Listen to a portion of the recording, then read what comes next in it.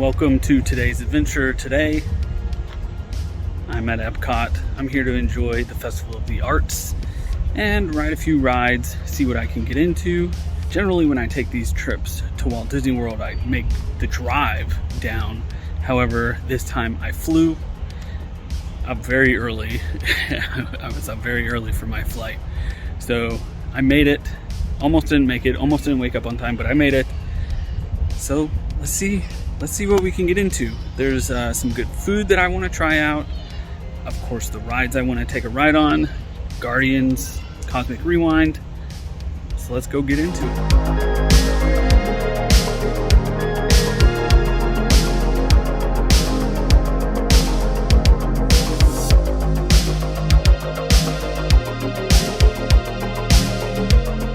Now that we're finally in the park, let's have our first ride here on Test Track. I'm gonna jump into the single rider line because standby looks like it's already an hour. The park just opened, so let's go jump into the single rider.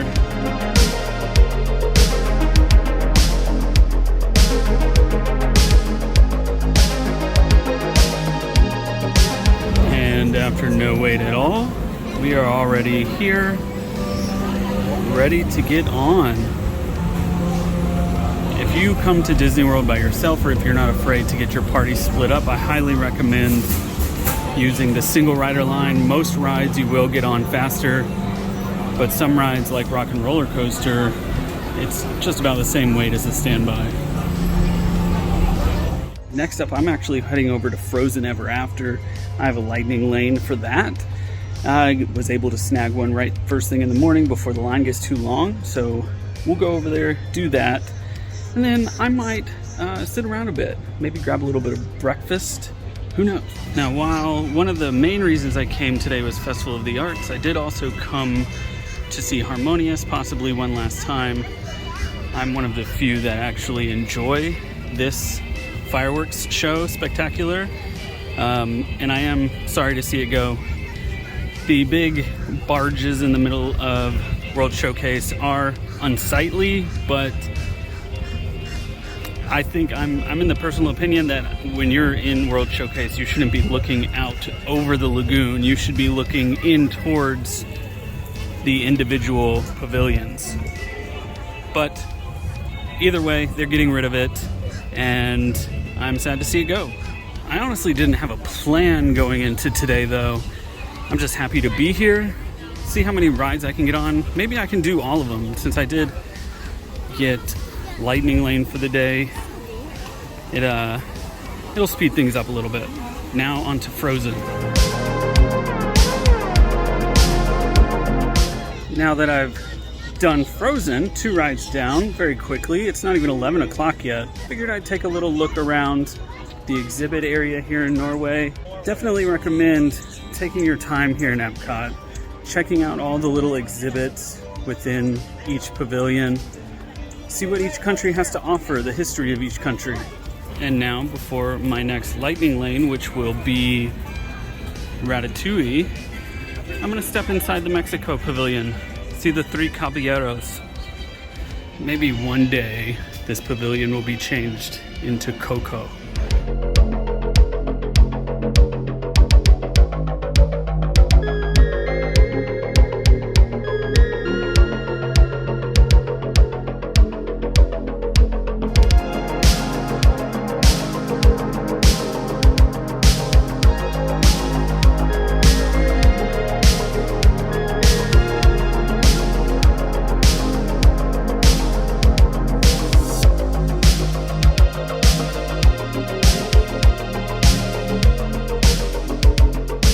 I'm actually getting quite a lot done here already. I've already done Test Track, Frozen, and Grand Fiesta Tour.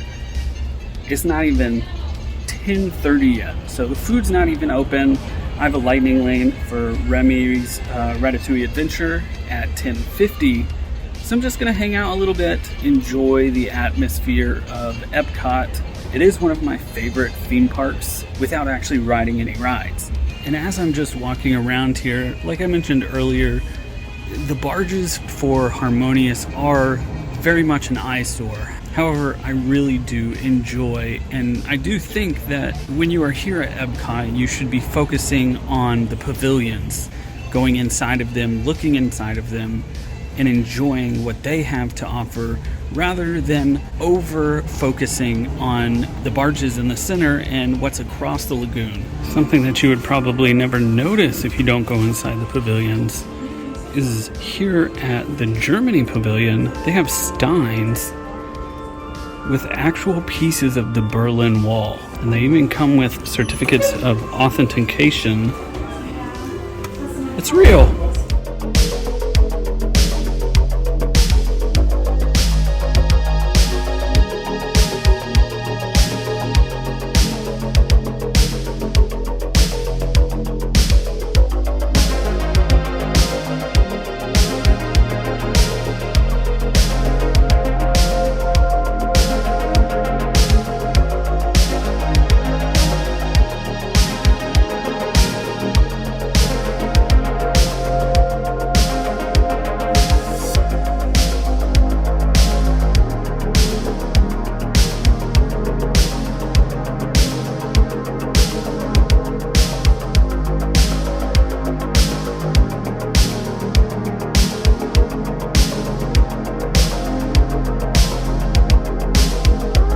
And we've now traveled around the world to France for our ride on Ratatouille.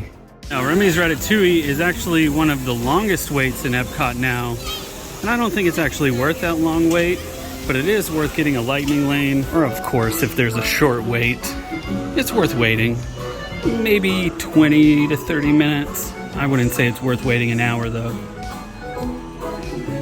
Now, Ratatouille is a very enjoyable ride. The biggest downside to me is the 3D.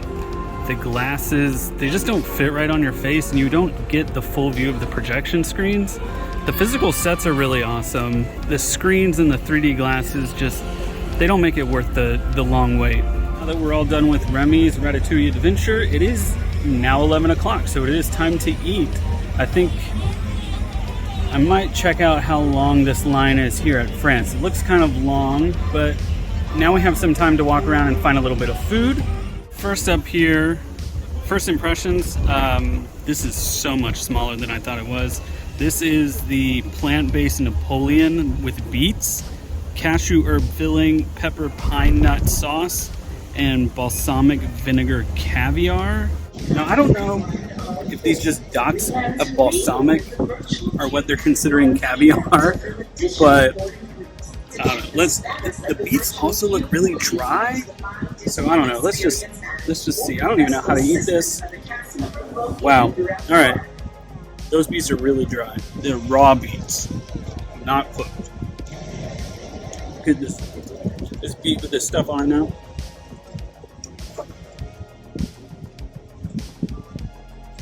It's okay. I'm gonna load up this last one. Everything together is pretty good. It's a nice earthy flavor with that nut sauce. I really like beets, but $12.75. I just can't get past that. So that beet dish definitely was not worth the $12.75. I don't even know what made it $12.75. The caviar, which I think was just little pearl droplets of balsamic sauce. So instead, we're gonna go somewhere that I know is gonna be good. Tangerine Cafe. The carrots 3 ways. This is chermoula, spiced grilled carrots, pickled carrots, and carrot ginger puree. I grabbed a spoon instead of a fork, so let's see how this goes. It smells really good. Oh, spoon doesn't work. Now that is much better than the beet dish. It has much more of a bang to it. It does have a little bit of a spice. The carrots have a nice crunch to them. It's quite good. This was $4.75. And it does make a difference. Cheers. As you can probably tell by my hair and maybe the sound, it is very windy today. Other than that, the weather is very nice. But now it is time for my Soarin lightning lane. So let's go soar. Now that I'm in the land pavilion, I think I will come back. Living with the Land is a 30-minute wait currently, and Soarin standby is 120 minutes, and the lightning lane line was out into this common area here with the seating. So looks like the land pavilion is having some troubles. So because of the current situation over at the land pavilion, I was gonna come take a ride on old girl herself, Spaceship Earth, but Spaceship Earth is actually down. And something interesting happened that I've actually never seen before personally. When I opened the My Disney Experience app, I actually got a notification from the executive of the president of EPCOT saying that Spaceship Earth was down. So that was interesting. I'm actually going to go ahead and take a break, grab a beverage over at Connections Cafe, charge up this puppy here, and after a quick break, rest in our feet, come back to the land pavilion, and things are looking much better. Gonna hop on this, then we're gonna go say hello to Living with the Land.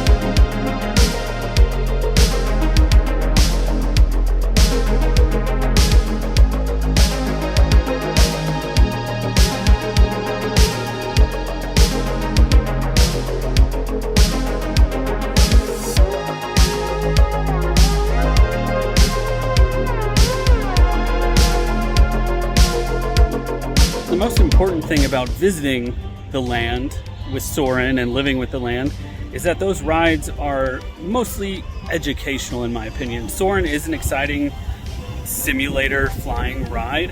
However, Living with the Land gives families, and especially younger individuals, the chance to see where food comes from. A lot of the families coming to Disney World, they may eat only fast food and takeout all the time. So they may not even think about where their food actually comes from. The kids in those families, they may just think that the food just comes from McDonald's. It comes from the land. And that may interest those younger individuals in cooking for themselves or trying different foods other than what they eat from the takeout places. And same with Soarin, it may interest people in traveling. Both of those rides in the land pavilion are some of the best at Walt Disney World, not only because of how enjoyable they are, but for how they can change people's minds in what they do in their day-to-day lives. And with that, it's now time for another ride that younger individuals and individuals of all ages can get excited about. Marvel characters.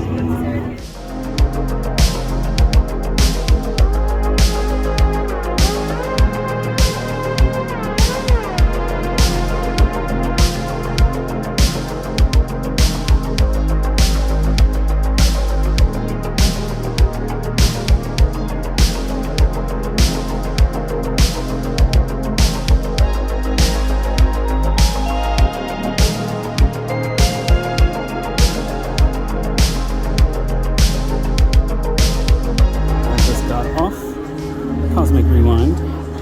But now it's time for round 2. I was able to get both an individual lightning lane and a boarding group. And just like that, I just rode Cosmic Rewind twice in a row. It just so happened that my boarding group and my individual lightning lane occurred basically at the same time. So I rode it back to back, got 2 different songs. That is the best roller coaster on Disney World property, no questions asked. But now it's done, rides are done for me today. So I'm gonna go eat some food, get some dessert. All right, and to end things off here, I have the rainbow cake from the Imagination Pavilion and the plant-based bratwurst from the refreshment post. The plant-based bratwurst is actually really good. It is a vegan bratwurst with spicy turmeric, aioli, coffee, barbecue, jackfruit, and slaw. When I had it last year, the bun was extremely soggy, so I did want to give it another chance, and it did redeem itself. It was quite good. The rainbow cake, to me, it actually was my preferred type of cake because it had minimal icing, so I really enjoyed that cake. Just a standard sheet cake, but it was really good.